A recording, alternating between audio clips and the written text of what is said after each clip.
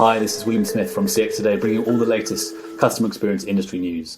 Today I'm thrilled to be joined by Julian Rio, Associate Vice President International Marketing at RingCentral, to find out a little bit about the future of customer experience and his predictions for 2022. So Julian, welcome. I wonder if you could just introduce yourself a little bit. Well, first of all, thank you so much for inviting me. It's always a pleasure. So as you said, my name is Julian Rio. I am with RingCentral. I'm based in Europe, in Paris to be precise.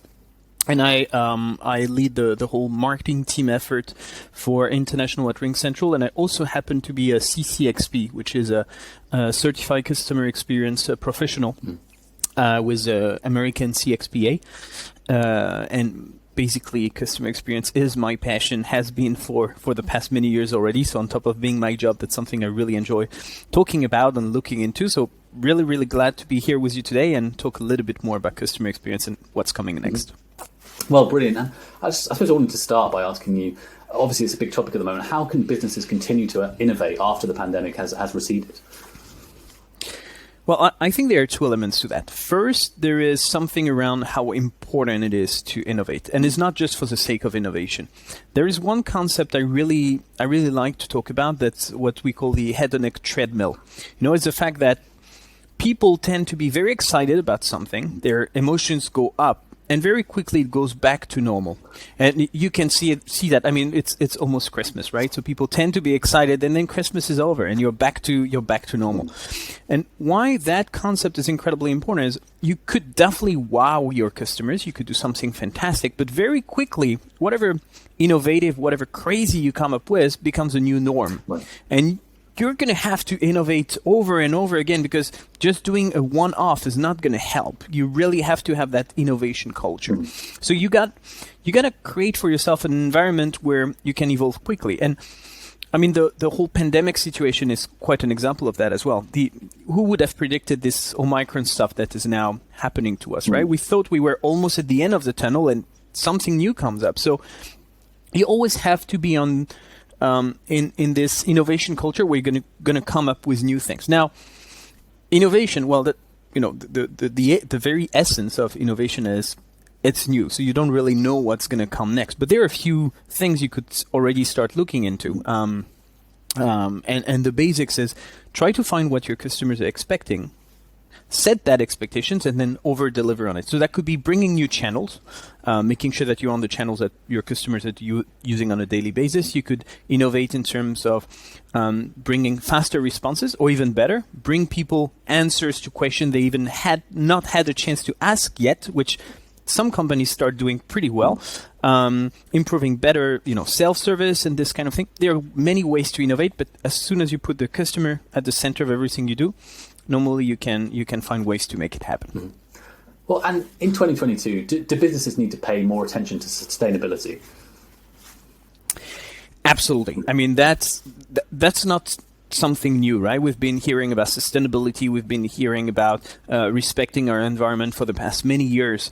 But that's becoming hotter and hotter of a topic over time. And the fact that people care about it means companies should care about it as well. Because if you're aligned with your customers' interest or concerns, then you start having something in common. And if you can display that, it's not just words, it's not just another buzzword that you pretend to care about with nothing behind. If you actually start doing something that is aligned with what your customers care about, then you start building a stronger bond. And now the hot topic is around sustainability, but it's not just about sustainability. It could be a lot of other topics.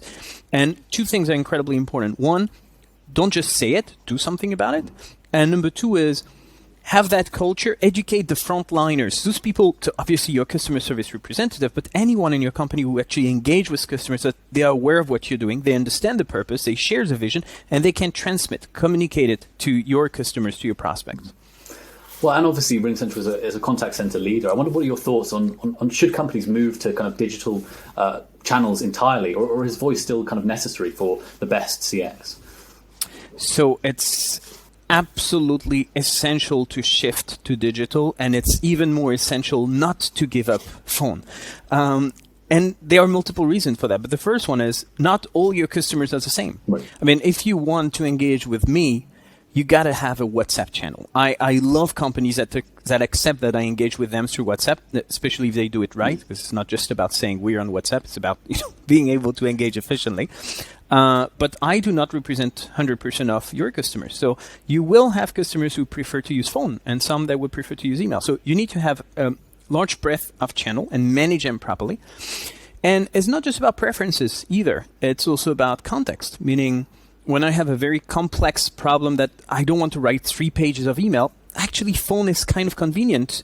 If I feel I need, some emotions, I need to be reassured, I need to be comforted in my with my problems, maybe phone is better as well. So there are situations where one channel is better than the other. And what is essential is not you should go into digital because that's the future, but you should think about all the use cases, all the situations, all the customer types that you have. Don't give up phone too quick because it's such an important channel and will still remain in the future. Well, and it's been another year where AI has been a huge topic. And looking to 2022, what do you see the role of conversational AI as being in customer service? Well, I love the concept of AI. It has become another big buzzword in 2017, if I recall, where everyone wanted a chatbot. And pretty quickly, same thing as the hedonic treadmill I was talking about earlier, it went very high and fell flat pretty quickly because the technology was not quite there yet. Today is almost 5 years later, things have changed quite a bit and AI is much better than it used to be. So conversational AI or AI in general is incredibly important if and only if you use it well. I think that's one of those tools that can be have 3 layers of win. That's a win for the company because you're going to save lots of time and money by, increasing productivity and saving time for your agent. It's incredibly good. It's a win for the agents as well because they're going to be more efficient, more focused. They're going to do something they really care about. And ultimately, that's great for the customer because good AI, and I insist, good AI, it doesn't work in every situation, but when you set it up well with a specific use case in mind, you actually end up in a situation where the customer gets faster responses 24/7, doesn't have to wait for anyone to respond. It can be incredibly powerful, but you have to do it well, set it up step by step, and we always go back to the same stuff. Talk to your customers first, find out what they need, what they care about, and then set up a solution for them more than for yourself. And once you solve your customer's issue, you start solving your own issues, your own company difficulties as well. So because conversational AI is major, that's going to save millions for many companies, but just need to be done the right way. Well, we've all heard of phenomenon like the Great Resignation this year. Would you say workforce engagement management is kind of the key to retaining employees? Well, absolutely. We need to. Things like WFO, right, workforce organization, are incredibly important because you need to set the right schedules and you need to make sure that you maximize the time of each employee because employees are money and they are costs for the company. So you need to maximize all of that. But the thing is, employees are more than just a line on a cost sheet because when you do lose agents, and let's face it, the turnover in a contact center is usually incredibly high. When you do lose agents, that costs even more money because recruiting, onboarding, training, ramping up, all of that, it represents such a huge amount of money. On the other hand, actually taking care of your employees probably costs much less and the ROI is incredible. So looking at tools and technologies like WEM, where you actually engage with your workforce, you not just manage them, but satisfy them, you improve employee experience, is incredibly important. It's a tiny investment for a major return on investment. And we're not even talking about the human side of things. It's just the right thing to do on top of the most cost-saving thing to do.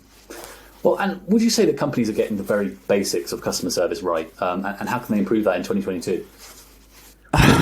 I wish I could say that. I happen to have an online series called CX Therapy, where every week I have to explain what's the most painful CX-wise, what happened to me in the past few days. I don't think most companies get it right. I think some companies are incredible.